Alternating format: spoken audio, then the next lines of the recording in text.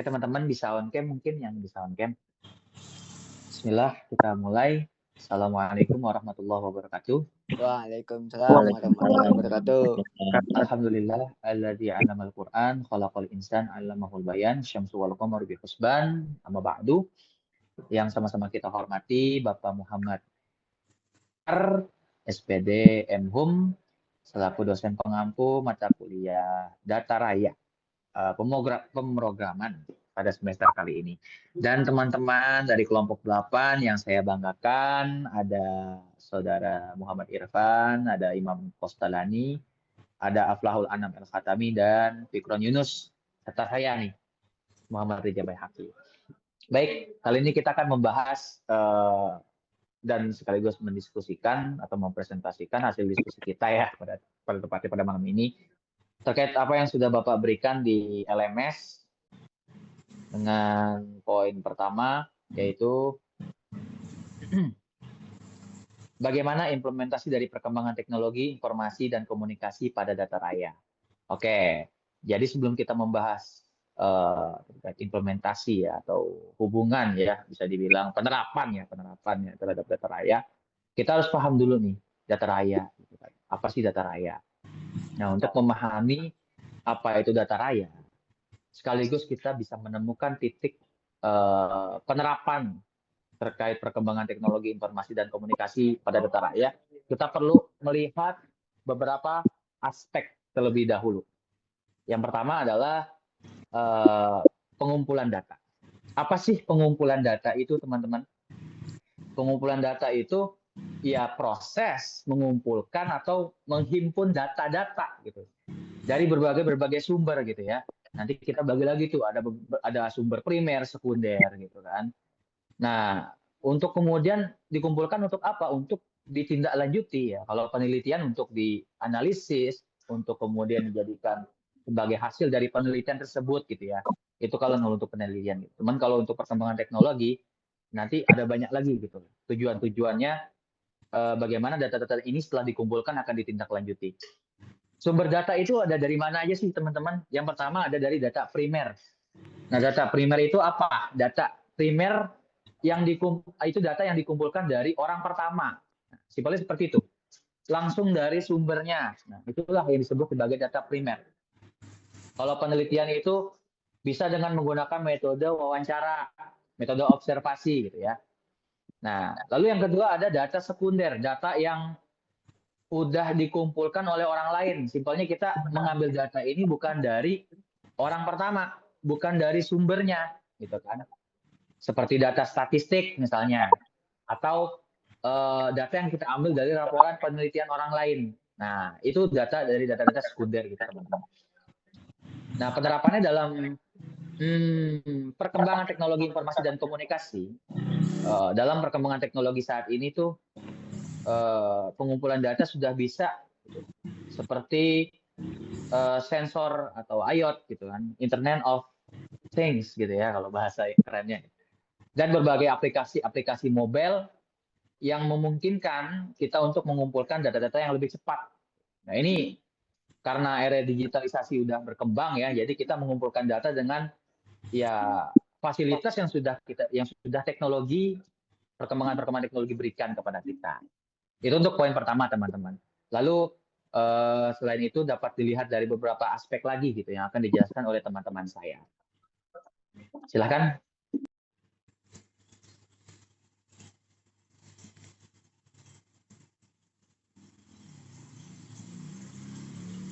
Oke, baik. Sebelumnya terima kasih Rija atas penjelasannya tadi ya pertama, dan insya Allah akan saya lanjut nih pada poin yang kedua teman-teman, dalam implementasi perkembangan teknologi informasi dan komunikasi.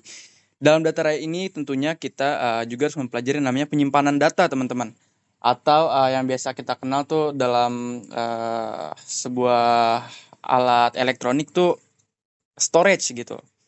Nah, penyimpanan data atau teknologi komputasi awan gitu, iCloud gitu kalau di iPhone ya biasanya ya, atau penyimpanan gitu kalau di Android biasanya, cloud computing dan pusat data gitu, data center memungkinkan penyimpanan data dalam jumlah yang besar dengan tingkat keamanan dan ketersediaan yang tinggi.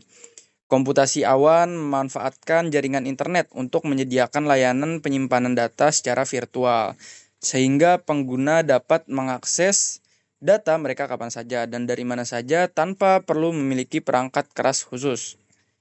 Nah, dengan adanya penyimpanan data ini, fleksibilitas, efisiensi juga terkait biaya menjadi keunggulan utama karena pengguna hanya perlu menyewa sumber daya sesuai kebutuhan tanpa harus memberi perangkat keras.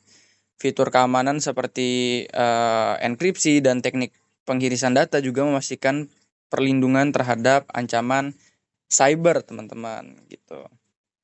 Nah, adapun pusat data di sisi lain adalah fasilitas fisik yang berisi infrastruktur teknologi informasi seperti server, perangkat penyimpanan, dan perangkat jaringan yang dirancang untuk mendukung pengolahan dan penyimpanan data secara efisien. Nah, dengan berbagai jenis perangkat penyimpanan seperti storage yang tadi saya sebutkan ya, atau file storage, iCloud dan yang lain sebagainya gitu, jaringan yang terintegrasi dalam pusat data memastikan konektivitas yang stabil dan cepat untuk mendukung aktivitas kita gitu. Selain itu, pusat data juga dirancang untuk mencegah kehilangan data atau blank data akibat kerusakan perangkat dari serangan cyber dengan sistem redundasi dan cadangan yang cukup memadai gitu yang dimiliki. Nah, yang tadi sudah kita bahas ya, pusat data, penyimpanan data. Nah, di sini kombinasi antara komputasi awan gitu atau storage dengan pusat data memungkinkan sesuatu itu untuk menyimpan, mengelola dan mengamankan data gitu yang kita miliki secara efisien sambil memastikan aksesibilitas tinggi bagi penggunanya. Nah, sistem failover ini pada penyimpanan perangkat yang kita miliki memastikan bahwa layanan tetap berjalan meskipun salah satu server mengalami gangguan. Selain itu, pengguna memiliki opsi untuk memilih antara cloud pribadi, penyimpanan pribadi. Nah, penyimpanan pribadi ini perbedaannya apa? Penyimpanan pribadi ini tentunya untuk tingkat keamanan lebih tinggi, ataupun penyimpanan publik atau yang biasa kita kenal dengan public storage atau cloud public untuk aksesibilitas yang lebih luas. Nah, dengan demikian teknologi ini mendukung kebutuhan bisnis modern yang memerlukan infrastruktur data yang kuat, fleksibel, dan aman. Nah, mungkin seperti itu teman-teman terkait penyimpanan data ya. Nah, mungkin saya kembalikan lagi kepada Saudara Rija. Oke, terima kasih kepada Saudara Muhammad Irfan yang telah menjelaskan. Mungkin masih banyak kayaknya ya terkait apa yang perlu kita lihat dari aspek-aspek tersebut yang lainnya gitu yang tadi udah kita diskusin ya, Bang Irfan. Mungkin bisa dijelaskan lagi nih oleh teman-teman yang lain. Oke, terima kasih Rija. Untuk selanjutnya yaitu pengelolaan data, yang mana pengelolaan data yaitu suatu proses yang nggak cuman mengelola doang, tetapi mengumpulkan, menyimpan, dan mengamankan data juga. Yang mana untuk memastikan kualitas, keamanan, dan ketersediaan data. Dan untuk pengelolaan data ini mempunyai beberapa tahapan. Di antaranya yaitu pengumpulan data, yang mana mengumpulkan data dari berbagai sumber seperti database, file, atau aplikasi lainnya. Yang kedua yaitu pembersihan data, yang mana membersihkan data untuk menghilangkan kesalahan, duplikasi, atau data yang tidak relevan. Yang ketiga yaitu pengelolaan data, yang mana mengelola data untuk mengubah format, menghitung statistik, atau melakukan analisis lainnya. Yang keempat yaitu menyimpan data dalam database atau file untuk memudahkan akses dan pengelolaan. Yang kelima yaitu pengamanan data, yang mana dia ini mengamankan data untuk mencegah akses yang tidak sah, kehilangan data, atau kerusakan data. Yang terakhir yaitu pemeliharaan data, yang mana memelihara data untuk memastikan kualitas dan keakuratan data. Dan ada pula manfaat dalam mengelola data ini, seperti meningkatkan produktivitas, yang kedua meningkatkan keputusan, yang ketiga meningkatkan kepuasan pengguna, yang keempat meningkatkan keamanan, dan tentu saja pengelolaan data ini mempunyai beberapa tantangan. Yang pertama yaitu kualitas data, yang mana memastikan kualitas data yang akurat dan konsisten. Yang kedua, keamanan data, yang mana mengamankan data untuk mencegah akses yang tidak sah atau kehilangan data. Yang ketiga, skalabilitas, yaitu memastikan pengolahan data untuk menangani jumlah data yang besar dan meningkat. Yang terakhir yaitu kompleksitas, yaitu memahami kompleksitas data dan pengolahan data. Dan dalam kehidupan sehari-hari, contohnya dalam pendidikan, yaitu pengolahan data ini sangat berguna banget gitu, kayak dalam mengelola data para siswa, mulai dari data diri, dan lain-lain, dan juga data-data guru dan staf-staf lainnya. Dan di dalam sistem pemerintahan juga, pengelolaan data ini sangat diperlukan banget, karena dengan adanya pengolahan data ini, data-data khususnya masyarakat Indonesia ini bisa dikelola dengan baik gitu dalam sistem birokrasi untuk mempermudahkan masyarakat juga, seperti membuat surat-surat tanah, sertifikat, dan lain-lainnya. Mungkin seperti itu. Selanjutnya saya serahkan kepada moderator. Baik, terima kasih Saudara Imam Kostalani. Selanjutnya bukan mungkin ya, emang masih banyak yang kita harus bahas. Jadi teman-teman yang lain silakan. Oke, mungkin sebelumnya Oke, suara saya Terdengar. terdengar jelas, Gus. Betul, Gus. Oke. Selanjutnya ada pengiriman data ya, bahwa pengiriman data adalah proses mengirimkan data dari satu lokasi ke lokasi lain melalui berbagai media tentunya, seperti melalui jaringan komputer, internet, atau jaringan telekomunikasi. Yang tujuannya adalah untuk memungkinkan komunikasi dan pertukaran informasi antara perangkat, sistem, atau organisasi.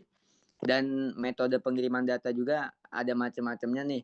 Kayak yang pertama tuh ada internet, yang mana pengiriman data itu melalui jaringan internet seperti email, file, atau protokol transfer hypertext gitu. Dan yang kedua itu ada melalui jaringan telekomunikasi, yang mana pengiriman data melalui jaringan telekomunikasi seperti jaringan telepon atau jaringan satelit ya, yang seperti kita sering pakai sehari-hari gitu. Dan selanjutnya ada yang namanya keamanan pengiriman data, yang mana di sini yang pertama itu ada enkripsi. Enkripsi itu proses mengubah data menjadi kode yang tidak dapat dibaca oleh orang lain. Tentunya kan kita kalau mempunyai data itu kan sangat penting sekali ya, keamanan akan data kita gitu yang kita punya. Dan yang kedua ada autentikasi, yaitu proses memverifikasi identitas pengirim dan penerima data. Yang ketiga ada firewall, yaitu sistem keamanan yang mengontrol akses jaringan dan menghalangi serangan cyber.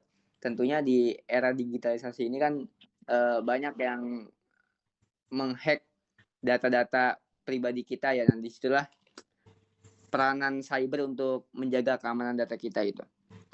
Yang terakhir itu ada VPN, yaitu Virtual Private Network, yaitu jaringan privat yang aman untuk pengirim data melalui internet. Oke, mungkin selanjutnya bisa dilanjutkan nih oleh teman saya selanjutnya. Oke, terima kasih Gus Aflah. Lanjut nih, siapa yang ingin menjelaskan poin selanjutnya?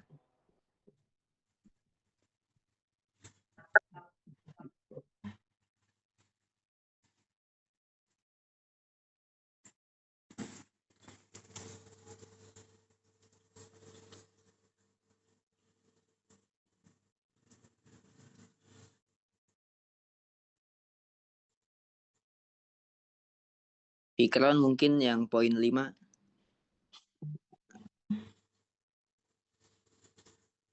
Boleh langsung dinyalakan mikrofonnya.